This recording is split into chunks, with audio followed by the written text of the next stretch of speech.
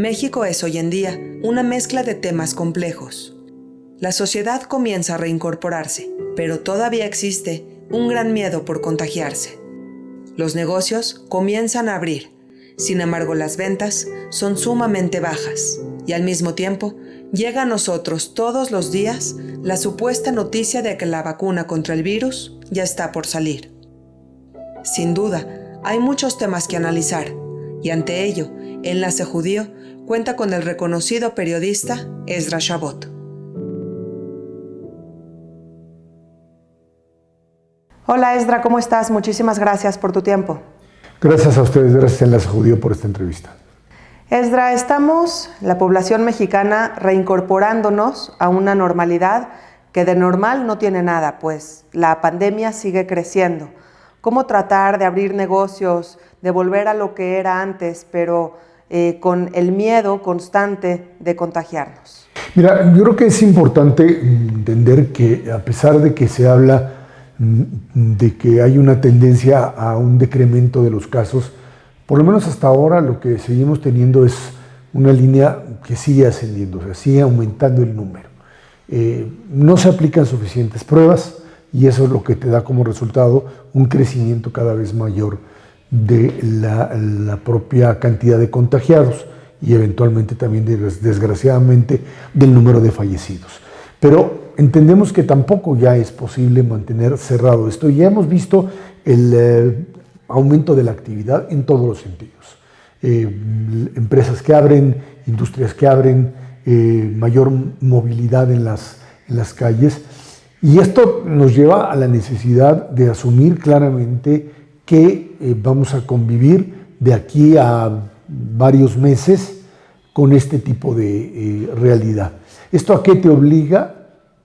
Te obliga necesariamente, como individuo, ya no hay que pensar en las opciones de gobierno, que si dicen, que si no, como individuo, como comunidad incluso, a tomar las medidas extremas que se puedan manejar. Y estas son el tema del cubrebocas permanente al salir, el tema de la sana distancia y el tema de pues no poder manejar todavía eventos que se hagan en lugares cerrados y que conlleven una posibilidad real de un alto nivel de contagios.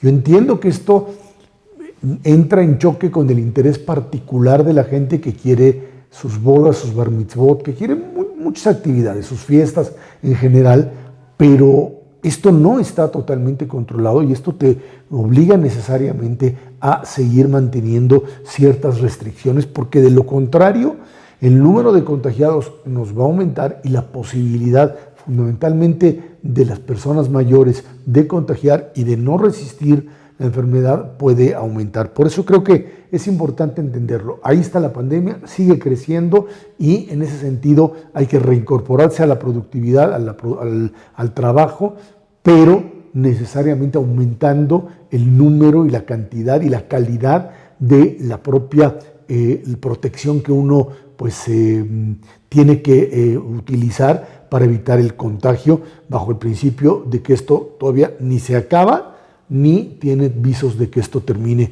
en el corto plazo, Nadia. Así es, Ezra, y obviamente salimos a la calle, vemos los negocios que no sobrevivieron. Sin embargo, los que sí sobrevivieron y están comenzando a abrir las puertas de nuevo, se encuentran ante nuevos desafíos. ¿Cuáles crees tú que son los nuevos retos por enfrentar respecto a todas las empresas que sí sobrevivieron a esto? Mira, las empresas han tenido que básicamente reconvertirse, o sea, cosas que anteriormente se manejaban pues como los grandes negocios, hoy desgraciadamente no hay un apoyo gubernamental, cada quien tiene necesariamente que pues encontrar los recursos para poder seguir subsistiendo. Y fundamentalmente una de las áreas que se ha visto muy golpeada es el asunto textil, es el tema de ropa, porque las ventas, por supuesto, disminuyeron radicalmente, también bajo el principio de que anteriormente el ir a comprar algún tipo de vestimenta, de vestido, etcétera, pues tenía que ver con la idea de probarse el tal o cual artículo. Y hoy esto no se puede. Y esto también termina generando pues una situación muy difícil.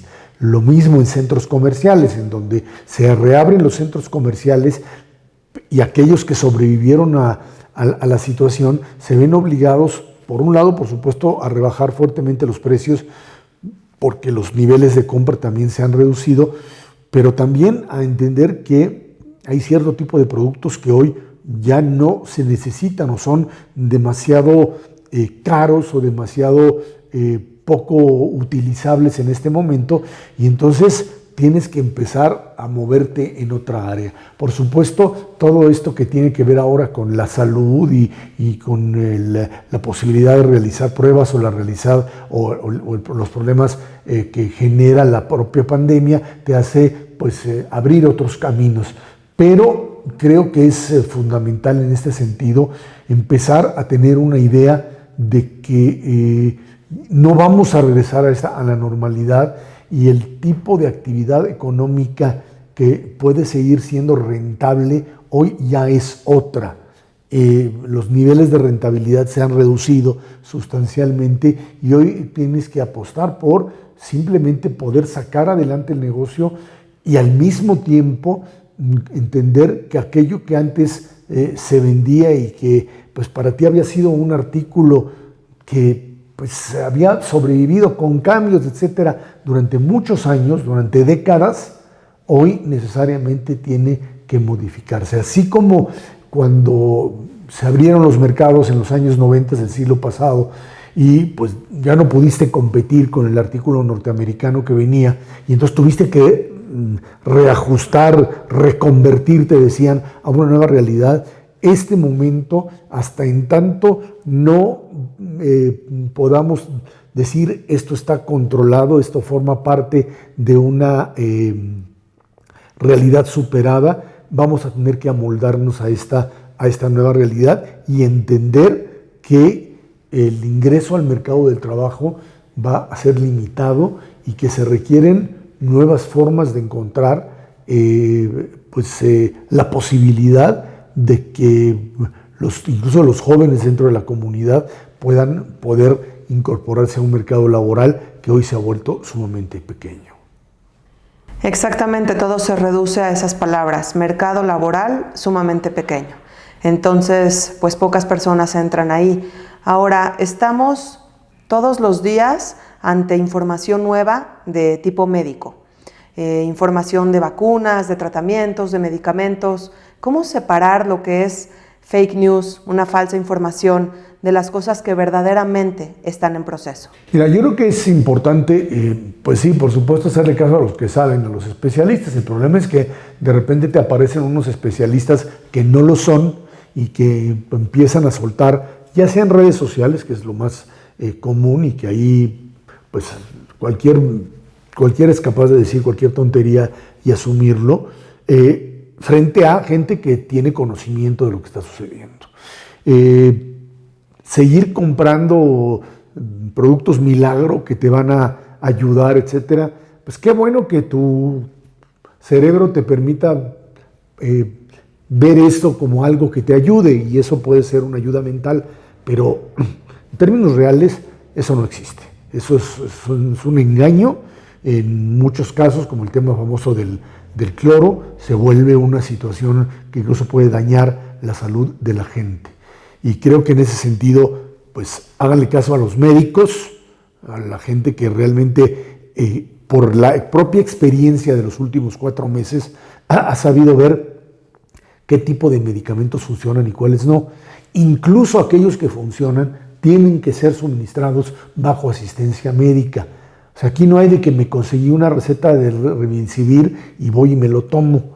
Eso no existe. Yo sé que somos muy buenos para automedicarnos, pero en realidad para un caso de COVID, esto requiere una ayuda profesional y requiere fundamentalmente que se ciña uno, que se obligue uno a responder a lo que te está diciendo la medicina profesional, y no aquellos que en algún momento les puede funcionar si quieren, pero que en un caso como estos o se toma con el debido conocimiento de lo que implica, o estás ante una situación donde le puedes generar más daño de lo que le puedes ayudar. Con el tema de las vacunas, Pues sí, ahí están compitiendo, ahí hay absurdos como el de la famosa vacuna rusa, en donde son capaces de brincarse toda una fase y tratar de mandarla, que se la pongan los rusos a ver cuántos sobreviven y después que nos avisen. Lo cierto es que finalmente lo que consiguió a través de la Fundación Carlos Slim se consigue para México y Argentina es una de las pues promesas más importantes. Con AstraZeneca y la posibilidad, esperemos que pase la última fase en la que están, de que para el primer trimestre del año que entra, o sea, enero, febrero, marzo, podamos apenas contar con la vacuna y en función de ello ver cuánto tiempo te da la vacuna de protección.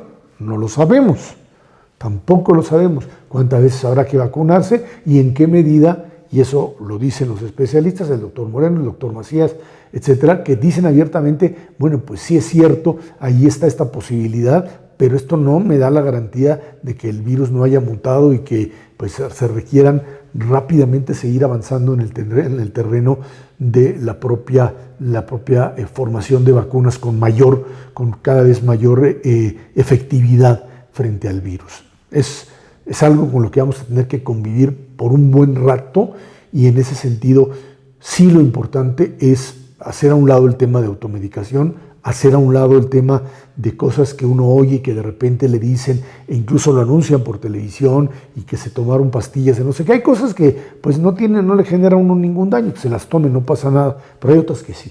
Hay otras que generan un enorme daño y que la gente por pensar que eso le da, pues psicológicamente puede ayudarle en algún momento, pero hay una gran cantidad de productos que terminan dañando otros órganos e incluso pueden empeorar la condición de COVID. Por eso es que hay que ser muy cuidadosos con ello. Ahora, lo que es un hecho es que no tendremos la vacuna en este 2020, ¿cierto? No hay vacuna para el 2020. AstraZeneca son, junto con nosotros, que están ahí avanzando, los más adelantados, y esto va, según la información de estos médicos, de esta gente que sabe, para el primer trimestre del 2021 y que ya estaría llegando, probablemente en los Estados Unidos o en algún lugar de Europa, pues empezaría a moverse a fines del año, de este año, diciembre, enero, aunque no hay mucho. Hay que recordar que además esto se va a pues, juntar junto con la influenza, con la temporada de influenza, y esto puede generar todavía una situación muy complicada para poder diferenciar qué es influenza estacional o el propio COVID. Y por ello también toda esta campaña que se va a hacer ya para que en los próximos meses comiencen la vacunación por influenza, primero, hasta en tanto no aparezca ya la vacuna por COVID. Ahora, en los noticieros de nuestro país podemos ver las noticias de siempre en temas políticos y corrupción, etc. Sin embargo, parece que hoy en día, con el confeti de problemas que tenemos en nuestro país, ese tipo de temáticas, todas las cuestiones políticas, pasarán a un término secundario. Mira, yo creo que aquí estamos ante dos narrativas diferentes. Una narrativa que es la narrativa corrupción, que ahí la tenemos, todos los días están con el escándalo y que si los oye, que si el otro y el otro. Es parte ya también de una campaña electoral. El año que entra hay elecciones en este país y uno de los temas centrales va a ser el tema corrupción, sin duda alguna. Esta es una narrativa, es una forma, un cuento, cada quien trae su propio cuento y trata de ser lo más convincente. Y por otro lado tienes aquellos que desde la oposición dicen sí, pero tienes una economía que está hundida, tienes un sistema de salud que pues no está funcionando frente a lo que sucede en el tema COVID y tienes un problema de inseguridad. Hay dos narrativas que corren en paralelo. ¿A quién le hace caso más la gente? No lo sé, pero esos son los dos elementos que van a estar corriendo todo el tiempo. Esta es lo que por un lado, dependiendo además qué es lo que sucede aquí en adelante. Aquí lo importante es entender que lo que uno pensaría que lo que tiene que ser muy considerado por la gente y por la propia autoridad es que todo aquello que pues finalmente se acuse tenga que probarse, o sea, que exista un Estado de Derecho, la posibilidad de defenderse y que en función de ello, bueno, pues haya ahí culpables si se les logra comprobar y pues la presunción de inocencia se maneje. Lo que vayan a contar los políticos pues es otro asunto. Es lo mismo en el otro cuento. O sea, en el tema de la pandemia hay que ser muy claros con el tema de cómo está creciendo, qué pasa con las pruebas, qué pasa con las vacunas. Y en función de ello la gente tendrá que asumir una interpretación del hecho, en donde por un lado está el tema, es cierto, de un lastre que ha tenido este país, que ha sido la corrupción, y por otro lado está una situación de emergencia sanitaria, emergencia laboral, emergencia económica y de seguridad que sigue estando presente. Estas dos líneas las vamos a tener cruzadas durante los próximos meses y va a ser sin duda parte de la temática rumbo a la próxima elección. Y ahí está. Pero creo que la parte fundamental en este momento es la posibilidad, uno, de encontrar la fórmula para disminuir los casos de contagios y por supuesto de fallecimientos, por un lado, y la de elementos de confianza que le permitan al empresario seguir o rehacer lo que ya platicábamos al principio, esto que se le vino abajo, que quizá desapareció, pero que tiene que volver a construirlo y en ese tipo de confianza remontar esta situación tan adversa. Ahí están los elementos, ahí están los cuentos de cada uno y otro y la responsabilidad de cada quien por pues, creer que es lo que le parece mucho más verídico, mucho más justificable. Ahora, Esdra, hablabas de elecciones. Finalmente te quiero preguntar pues, sobre las elecciones en Estados Unidos. Estamos ya muy cerca de las elecciones presidenciales en Norteamérica y yo quisiera preguntarte qué simbolizaría que Biden gane estas elecciones para México y para el Estado de Israel. Pero la elección del próximo 3 de noviembre en los Estados Unidos es creo que uno de los puntos claves para el futuro, no solo de México, de Israel, sino en general del planeta.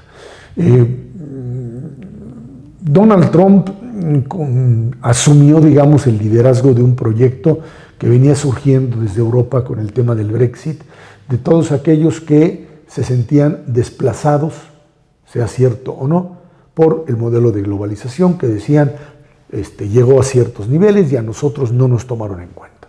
Y ese cuento, esa narrativa que lo llevó finalmente al poder, empezó a desmontar, a deshacer instituciones del propio modelo globalizador, del Estado democrático, y lo fue sustituyendo por modelos cada vez más autoritarios. En el caso de Trump, incluso con expresiones de racismo muy fuertes, brutales, de misoginia, de un conservadurismo, yo te diría hasta trasnochado, o sea, fuera de época, pero que prendía en un grupo básicamente poco educado, blanco, rural o semiurbano norteamericano. Y eso fue creciendo. Pudo inventar lo que hacen los regímenes autoritarios, inventar, crear mentiras que puedes plantear como verdad, aunque se te puede demostrar claramente que lo que estás diciendo es mentira. Normalmente los políticos mienten, pero el político tiene cierta parte de la verdad que puede envolver su mentira con ella. Aquí es parte de un discurso primitivo, un discurso burdo, un discurso poco decente. Decir, los mexicanos son los que traen, son los violadores, son los asesinos, etcétera, cuando saben a ciencia cierta que eso no sucede en los Estados Unidos, que es un absurdo. Y situaciones de esa naturaleza. Desmontaron parte del sistema de salud creado por Obama con el Obamacare y no les había sucedido nada. ¿Hasta cuándo vino el gran problema? Cuando se le presenta esta verdadera tragedia, este coronavirus que los pesca al país más poderoso del mundo sin un sistema de salud adecuado, sin tener capacidad de controlarlo, porque no tiene idea, porque el pensamiento simplista de Trump sigue creyendo, o siguió creyendo durante mucho tiempo, que se trataba de una gripa y que se podía fácilmente controlar. Y de repente volteas y ves a los Estados Unidos como el país número 1 de contagios, con más de 5 millones y 170,000 muertos. Eso para los Estados Unidos es una verdadera derrota. Entonces, este modelo que además generó una ruptura con Europa, un enfrentamiento con China que no debió darse en esas condiciones, porque lo único que hizo fue reducir el comercio, más allá de que China pues sí actúa a veces, más bien en muchas ocasiones, con ventajas no legales, llamémoslo así. Pero aquí lo que se hizo fue básicamente regresar a un mundo totalmente cerrado, al proteccionismo norteamericano, a la cerrazón, a la idea simplista, el mundo del blanco y negro, donde no hay matices, donde hay una realidad que es la mía y la otra es la equivocada. Bueno, eso es lo que se está ahora poniendo en juego. Es un problema de la decencia, y estos, desgraciadamente, Trump y compañía no forman parte de ello. Biden es propio de un político demócrata que lo que está haciendo ahora es una coalición muy amplia, un arco iris, que va desde la izquierda más radical, si le quieren llamar así, con Bernie Sanders y Alejandro Ocasio-Cortez, hasta los sectores republicanos, hasta la derecha republicana, no la ultra, que la tiene por supuesto Trump, pero ahí están muchos de los expresidentes norteamericanos, en este caso la figura de Bush, que es el único vivo que queda, que de plano muchos republicanos, Colin Powell, por ejemplo, el exsecretario de Estado norteamericano, apoyando abiertamente a Trump, un grupo de John Casey, que es el exgobernador Ohio, que también está allí apoyando al propio Biden. Empiezas a tener a un grupo de republicanos que, siendo conservadores, pero siendo al mismo tiempo convencidos del libre comercio y de la posibilidad del diálogo, ya no están dispuestos a apostar por Trump. Este es un arcoíris amplísimo el que está tomando. Mujeres, por supuesto, población, por eso trae a Kamala Harris como su vicepresidenta, población negra que finalmente lo acompaña y está tratando de armar este escenario. No porque le vaya a dar gusto a todos, es imposible, pero sí esto es un poco recuperar el país que se perdió, recuperar la decencia, recuperar la democracia, recuperar los derechos de la nación más poderosa y la nación con más oportunidades. La posición de los inmigrantes, por ejemplo, un país de migrantes que se convierte en el país que lucha contra los migrantes, que es el verdadero absurdo de Trump. Eso es lo que se juega. Para México, pues creo que se trata de una situación que en principio, por la relación que se tiene entre Trump y el presidente López Obrador, y lo que se apostó parecería contraria, pero me parece que en todo caso es mucho más fácil darle la vuelta y encontrar puntos de contacto entre el gobierno mexicano actual y la figura de Biden, independientemente de lo que se haya hecho, que otros 4 años con un tipo que simple y sencillamente estaría haciendo pedazos la democracia norteamericana y una situación muy grave en el mundo. Y para Israel, pues entiendo que ahí la relación entre Trump y el gobierno de Netanyahu fue hasta cierto punto bastante cercana.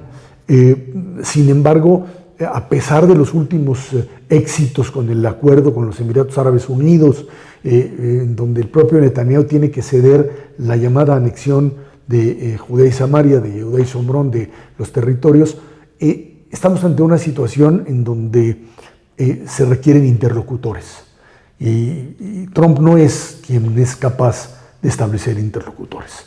Necesitas gente que se pueda sentar en medio y que pueda traer al mundo árabe, a los palestinos de esa zona, de Cisjordania, de Judea y Samaria, como le llaman, y por supuesto al gobierno israelí para llegar a una solución en donde todavía la opción de 2 estados sigue siendo la única viable, porque de lo contrario seguimos metidos en el mismo problema de tener a una población palestina bajo control israelí sin derechos, y si le das todos los derechos y le incorporas, se vuelve un estado prácticamente ajeno al carácter judío. Esa es la apuesta, pero creo que con Biden en este momento lo que estamos jugando es el retorno a la decencia, el retorno a un mundo que le hará más caso a la ciencia que a la superstición y a la verdad, más que a un montón de mentiras incapaces de justificarse, Nadia. Ezra, había prometido que la pregunta anterior era la última, pero la verdad es que tú mencionaste a Netanyahu y es imposible no preguntarte esto.